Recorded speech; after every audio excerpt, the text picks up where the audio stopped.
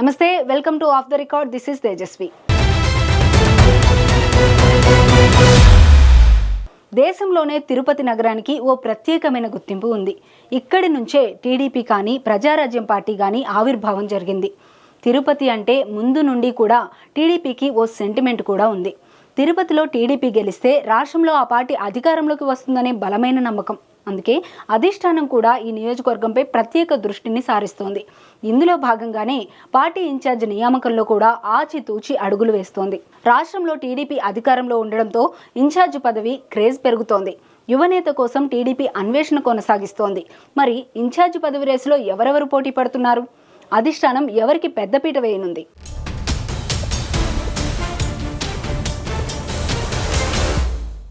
2024 ఎన్నికల్లో కూటమి పొత్తులో భాగంగా టీడీపీ తిరుపతి అసెంబ్లీ నియోజకవర్గం సీటును జనసేనకు కట్టబెట్టింది. దీంతో కొంతమంది టీడీపీ ఆశావాహులు ఇష్టంగానే ఎన్నికల్లో జనసేన అభ్యర్థి గెలుపునకు కృషి చేశారు. కూటమి అధికారంలోకి వచ్చిన తర్వాత అధిష్టానం సూచనల మేరకు పనిచేసిన నాయకులు, పార్టీ పదవుల కోసం ఆశావాహుల సంఖ్య కూడా చాంతాడంత తయారైంది. ఎన్నికల్లో టీడీపీ ఇన్ఛార్జిగా పనిచేసిన మాజీ ఎమ్మెల్యే సుగుణమ్మకు ఇటీవల పదవుల కేటాయింపులో state greenery and beautification corporation chairperson గా నియమిస్తూ అధిష్టానం అవకాశం కల్పించింది. దీంతో తిరుపతి టీడీపీ ఇన్ఛార్జ్ పోస్టు ఖాళీ అయ్యింది.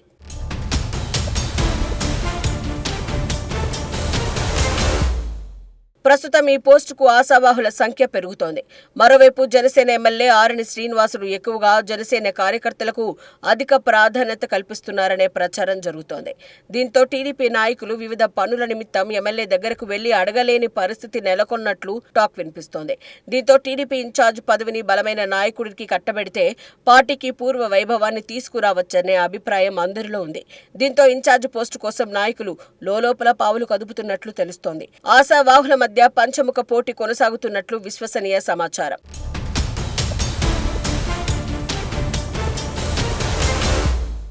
తిరుపతిలో టీడీపీ అసెంబ్లీ ఇన్ఛార్జ్ పదవి కోసం పలువురు పోటీ పడుతున్నారు. వారిలో ముఖ్యంగా దివంగత మాజీ ఎమ్మెల్యే మబ్బు రామిరెడ్డి తనయుడు మబ్బు దేవనారాయణ రెడ్డి ఒకరు. ఈయన ప్రస్తుతం టీడీపీ రాష్ట్ర కార్యనిర్వాహక కార్యదర్శిగా కొనసాగుతున్నారు. తిరుపతిలో ఎప్పటి నుంచో రాజకీయంగా ఓ బలమైన కుటుంబంగా వీరు కొనసాగుతున్నారు. పార్టీలో పెద్ద తరహాగా వ్యవహరిస్తూ అందరినీ కలుపుకోయే మనస్తత్వం ఉన్న ఆయనకు తిరుపతి అర్బన్తో పాటు రూరల్లో కూడా పెద్ద బంధువర్గమే ఉంది. అదేవిధంగా రెడ్డి సామాజిక వర్గంలో కూడా ఆయన పాత్ర కీలకమనే చెప్పాలి. సమస్య అని ఎవరు వెళ్లినా వారితో మాట్లాడి పరిష్కరిస్తారన్న నమ్మకం ప్రజల్లో కూడా ఎక్కువగా ఉంది. ఈయనకు స్నేహితులతో పాటు బంధువర్గం కూడా ఎక్కువనే చెప్పాలి. మబ్బు దేవనారాయణ రెడ్డి స్థానికుడు కావడంతో ఆయన వెంట నడిచే వాళ్ళ సంఖ్య కూడా ఎక్కువగానే ఉంది. అయితే ఈయన రాష్ట్ర విభజన తర్వాత కాంగ్రెస్ ఎమ్మెల్యే అభ్యర్థిగా పోటీ చేసి ఓటమి చెందారు. ఆ తర్వాత కోట్ల కుటుంబం టీడీపీలో చేరడంతో వారితో పాటు ఈయన కూడా టీడీపీ తీర్థం పుచ్చుకున్నారు. ఇదిలా ఉండగా మొదటి నుంచి తిరుపతిలో బలిజారెడ్డి సామాజిక వర్గాల మధ్య ఆధిపత్యం కొనసాగుతోంది. అప్పటి నుంచి ఇప్పటి వరకు జరిగిన అసెంబ్లీ ఎన్నికల్లో బలిజారెడ్డి సామాజిక వర్గాల వారే ఎమ్మెల్యేలుగా ప్రాతినిధ్యం వహించారు. మొదటి నుంచి మబ్బు కుటుంబం మాజీ ముఖ్యమంత్రి దివంగత కోట్ల విజయభాస్కర్ రెడ్డి కుటుంబంతోనే పయనిస్తోంది. అలాగే పెద్దబ్బకు యూత్ లో కూడా మంచి ఫాలోయింగ్ ఉంది. తిరుపతిలో మబ్బు అనేది ఓ బ్రాండ్ గా భావిస్తారనడంలో అతిశయోక్తి లేదు. ఈయన రాజకీయ కుటుంబం నుంచి వచ్చారు కాబట్టి ఇన్ఛార్జ్ గా వచ్చే అవకాశం ఉందనే వాదనలు ప్రజల్లో బలంగా వినిపిస్తున్నాయి.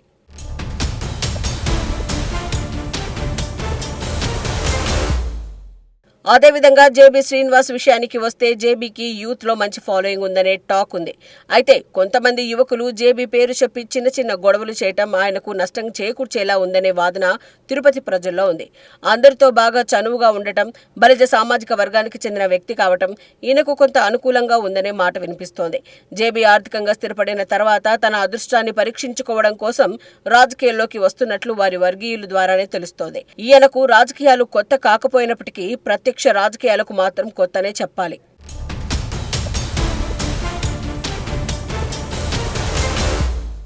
ఇక డాక్టర్ కోడూరు బాలసుబ్రహ్మణ్యం పేరు కూడా ఇన్ఛార్జ్ రేసులో ప్రముఖంగానే వినిపిస్తోంది. ఈయన తండ్రి కోడూరు సుబ్బయ్య. వీరి కుటుంబం మొదటి నుంచి టీడీపీతోనే కొనసాగుతోంది. దివంగత కోడూరు సుబ్బయ్యకి దివంగత మాజీ ముఖ్యమంత్రి ఎన్టీఆర్తో మంచి సంబంధాలు ఉండేవి. గత 43 సంవత్సరాలుగా వీరు పార్టీ కోసం పనిచేస్తూనే ఉన్నారు. అయితే ఇప్పటి వరకు వీరు చెప్పుకోదగిన పదవిని పొందలేకపోయారు. కోడూరు బాలసుబ్రహ్మణ్యం విద్యావంతుడు, వైద్య విద్యను అభ్యసించారు. డాక్టర్గా మంచి వ్యక్తిత్వం ఉన్న వ్యక్తిగా ప్రజల్లో గుర్తింపు ఉంది. నగరంలోని కొన్ని ఆటో యూనియన్లకు ఈయన గౌరవ అధ్యక్షులుగా కూడా ఉన్నారు. ఈయన స్వతహాగా డాక్టర్ కావడంతో ఓవైపు హాస్పిటల్ను నడుపుతూనే మరోవైపు రాజకీయాల్లో కొనసాగుతున్నారు. ఈయనకు నారా లోకేష్తో మంచి సంబంధాలు ఉన్నాయి. సమైక్యాంధ్ర ఉద్యమంలో కూడా రాయలసీమ తరపున కీలకంగా కూడా పనిచేశారు.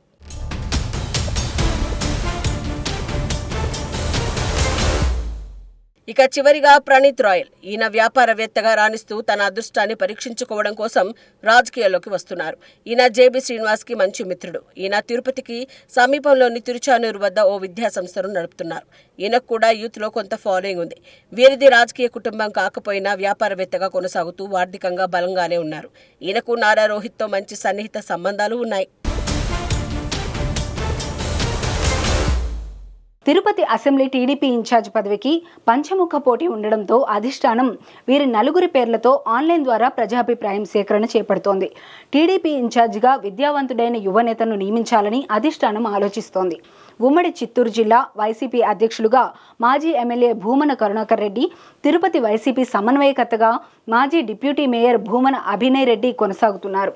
వీరిద్దరూ తిరుపతి కేంద్రంగానే రాజకీయాలు కొనసాగిస్తున్నారు. రాజకీయ చతురత ఉన్న భూమనను ఎదుర్కోవాలంటే టీడీపీ ఇన్ఛార్జిగా సమవుజ్జీ ఉన్న నేత కావాలి. ప్రజాదరణ మెండుగా ఉన్న వ్యక్తి అయితేనే పార్టీని సమర్థవంతంగా ముందుకు నడిపించగలరు. ఇందులో భాగంగానే ఇన్ఛార్జ్ ఎంపిక కోసం పార్టీ అధిష్టానం ఆచితూచి అడుగులు వేస్తోంది. ఆశావాహుల పేర్లతో మొబైల్ ఫోన్ ద్వారా ప్రజాభిప్రాయ సేకరణ చేపట్టింది. వీరిలో ఇన్ఛార్జ్ పదవి ఎవరిని వరిస్తుందో వేచి చూడాలి మరి.